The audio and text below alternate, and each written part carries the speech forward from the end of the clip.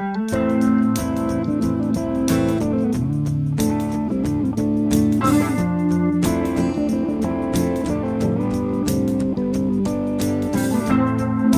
it getting better?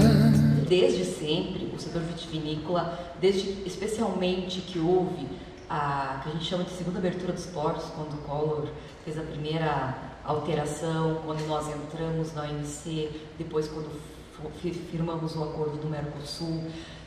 Esse período todo tem sido muito conturbado no vinho brasileiro. Então, desde que eu entrei no Ibravin, uma das minhas demandas é o que a gente faz? Cada vez mais, até tem algumas curvas, alguns gráficos que demonstram que cada vez mais os vinhos importados vêm invadindo o mercado, ao ponto de, neste ano, nós estarmos na categoria de vinhos finos só com 15% do mercado brasileiro. Você imagina o que é? Em 1980 nós tínhamos 90% do mercado de vinhos finos.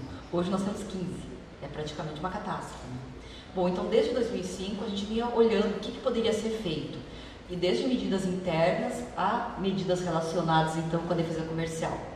Primeiramente o pessoal falava muito de antidumping, que é uma coisa mais conhecida, o pessoal fala mais de antidumping. Daí, bom, vamos estudar o que é antidumping, né? O pessoal, bom, Kelly, vai ver se alguém pratica, se o Chile pratica antidumping. Não, o Chile não vai praticar antidumping. Vamos verificar se alguma empresa pratica tem alguma interação, se utiliza algum preço predatório aqui no Brasil. Bom, eles entenderam primeiro o que era antidumping, porque isso também é um problema quando a gente vai atuar com o setor privado, né? Explicar para eles o que é a medida de defesa comercial, como é que você analisa isso. Fomos até o Chile, analisamos, a gente verificou que efetivamente essa não era a situação, não tinha nenhuma empresa praticando o antidumping contra o Brasil. Na verdade, no caso do Chile, a situação é diferente, eles têm uma tributação muito baixa quando eles exportam para o Brasil. A tributação interna chilena ela é alta, são cerca de 36% de imposto interno, mas quando eles exportam para cá, eles têm uma desoneração total. Então eles têm uma vantagem muito grande, só que isso não cabe dentro do antidumping. Até porque eles fazem isso para mandar para qualquer mercado. E até porque nós fazemos isso para mandar para qualquer mercado, quando a gente tem a desoneração do ICMS. Bom, não cabia antidumping. Isso é uma coisa interessante, porque poucos setores pedem salvaguarda no Brasil. Eu acho que tem uma questão de poucas pessoas saberem o que é, saber como é que funciona, de ser uma medida muito mais forte do que as demais. Isso é uma medida que tenha uma abrangência maior. Então foi mais complicado tanto explicar para as pessoas quanto construir toda essa lógica da aplicação da salvaguarda. Por outro lado, nós também procuramos outras situações. Eu não sei se vocês viram que de um tempo para cá, nas garrafinhas de vinho começou a vir um selo de controle. Antes nós tínhamos esse selo de controle só para o uísque, como nós temos para o cigarro. Então, uma das medidas que nós construímos ao longo do tempo foi o selo de controle para vinho. Qual que era o objetivo desse selo? Muito produto, muito vinho entra por descaminho. Isso foi outro problema, explicar para o pessoal do setor a diferença entre contrabando e descaminho. Porque senão o tempo todo que tinha contrabando, até veio o pessoal da parte de contrafação e pirataria do governo e chegaram lá, né, para ver o que estava tendo de problema de contrabando de vinho, não era descaminho que estava acontecendo. Foi engraçada a situação. Por uma questão conceitual, que às vezes é difícil você explicar para o produtor no dia a dia, né? Então, nesse caso do descaminho, o produto que entra no Brasil sem ter passado, sem ser internalizado legalmente, ele não vai ter esse selo de controle, porque esse selo ele é colocado para quem paga o IPI. Então, é uma maneira que nós encontramos para tentar coibir então essa entrada ilegal, por um lado, e também para coibir que empresas brasileiras coloquem produto no mercado sem ter pagado tributação. Porque, bom, a tributação é alta? Mas se algumas pessoas pagarem e outras não, vai ser pior. Então, vão pagar todo mundo e depois a gente discute a tributação. O nosso problema foi que o governo, no final do ano, conversamos, a presidente depois, né, se comprometeu, veio para a Festa da Uva, falou que faria todas as ações possíveis. E daí o pessoal da área técnica do governo falou assim, bom, ela se comprometeu, foram lá e publicaram o pedido. Não consideram, mas publicaram o pedido. Só que esqueceram de avisar a gente. Tanto que foi uma situação engraçada isso, porque eu estava na reunião técnica da OIV em Paris. E eu recebi a publicação da pessoa do Ministério da Agricultura de Portugal, não daqui do Brasil e nem do pessoal daqui do governo. Isso o que demonstra? Nós não estávamos sintonizados, o pessoal do setor, tá, com o governo. Nós ainda estamos muito desorganizados. Isso causou um problema muito grande, porque nós não preparamos nem as nossas empresas, nós não nos preparamos midiaticamente para responder. Ninguém sabia o que fazer, a gente passou uma semana calado. E isso teve uma repercussão muito negativa. Porque daí quem estava afim de fazer o baú ou de aparecer, começou a lançar um monte de coisa.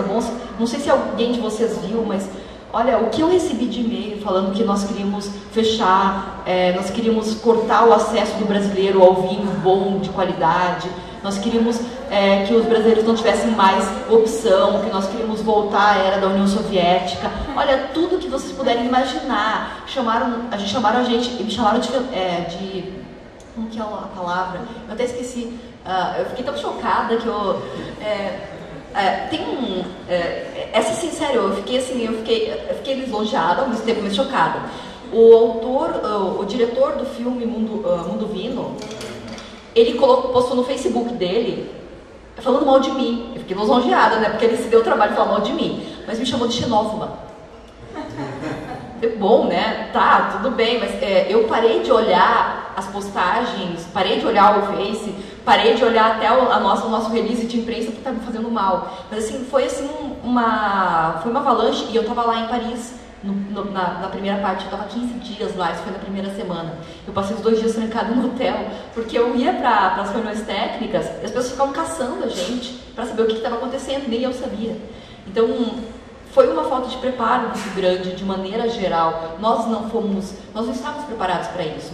E a nossa consultoria técnica, ela era técnica, então ela estava preparada para tudo, só que eu acho que nem ela tinha passado por essa situação. E uma explicação é a seguinte: uma coisa é você pedir um antidumping para ácido cítrico, isso usa na indústria, ninguém sabe qual é o efeito.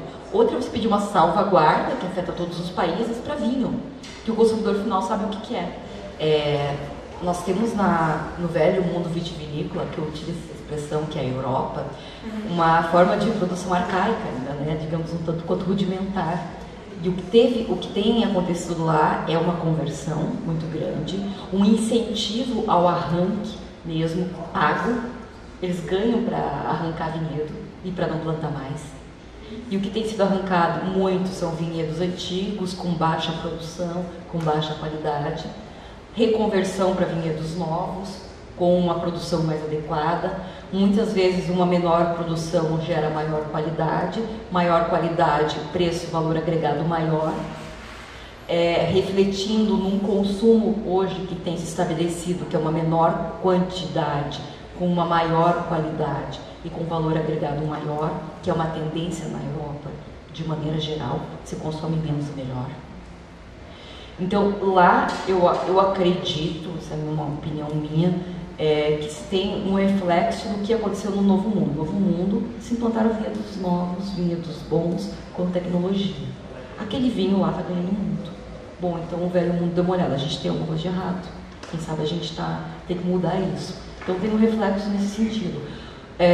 Também tem toda a lógica da estrutura da Europa, em que você tem completamente regulamentada a plantação. Você não pode plantar nada sem autorização.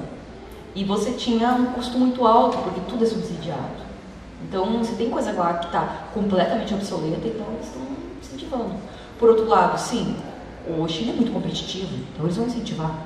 Lá o clima é muito adequado, eles conseguem produzir a um custo baixíssimo, eles são realmente muito bons nisso. A África do Sul, ela aumentou, mas então ela tem mantido um equilíbrio. E a China, bom, lá é um mercado consumidor absurdo. Eles têm crescido a níveis, para nós, estratosféricos, mas para eles não suficientes ainda. E eles serão o maior produtor. Isso é uma coisa muito clara.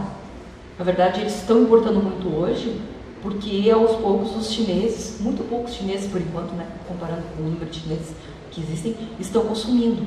E o objetivo deles eles estão adquirindo o hábito e tem essa demanda e eles precisam voltar.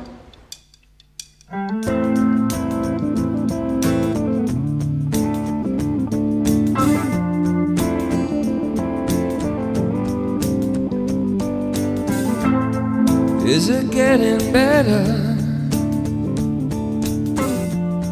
Or do you feel the same?